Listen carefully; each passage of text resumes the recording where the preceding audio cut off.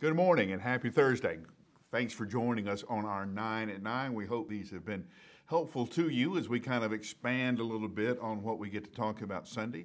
One of the great frustrations of preaching is that I have so much time, and it's not a matter of how much time you give me, whether it's 20 minutes, 30 minutes, or 40 minutes. There's always too much in a passage of Scripture to be able to go to and whatever allotted time. It's just too rich, too deep. So I'm glad we have these follow-up conversations so we can kind of keep the theme.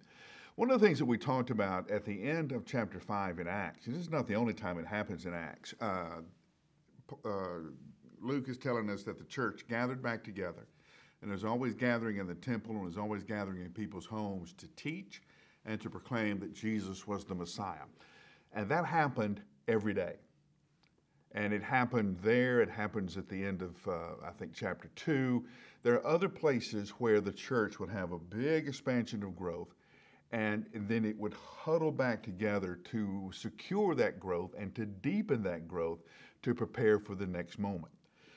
As we have gone through church history, we have had all kinds of times of great harvest. We've had times of great famine, times where the word was in favor, times when the word was out of favor.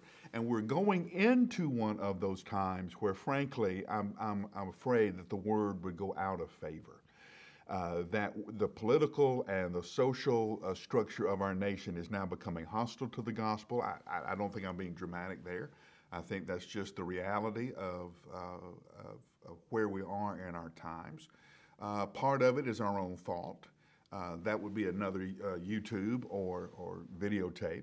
Part of it is just people don't want to hear the truth of Jesus Christ, and we were warned about this throughout Scripture, especially by the Apostle Paul.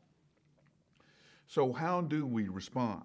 Historically, the best response of the church has been in small groups. That is, we want everybody in a small group. And there's two reasons we want you in that group. One, you don't know everything there is to know about God. As vast as your experience and as deep as your experience with God may be, the fact is that a child sitting next to you can provide some kind of insight that you don't have or that you would never have given your personality and given your experience. That's why we're always in a group, because we are lifelong learners about who God is. We are lifelong searchers to find more and more in the depths and riches of God. The second reason is you're always teaching someone. You would not believe the number of sermons that get preached on Sunday morning because people show up. Let me tell you what I mean by that. I have friends, you probably know who some of them are, who are going through really, really hard times. If I gave you the details, it would break your back. It would break my back. But they're here. They're here every week. They're singing the hymns. They're engaged. And people watch them. And they see them and they say, you know, if they can hang in there, I can hang in there.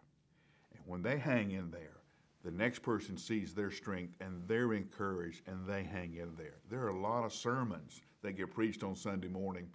I don't preach most of them. You need to be there because there's somebody watching you. There's somebody who's learning from you. You see, all of us are behind somebody who's further ahead on the journey, and all of us are ahead of somebody who's on the journey. So you need to be there to fill your spot. Everybody is in a group. One of the first things that we've learned about humanity is we do best when we're in a tribe. When we try to do it solo, we do not do well at all. So, are you in a group? If you're not, why not?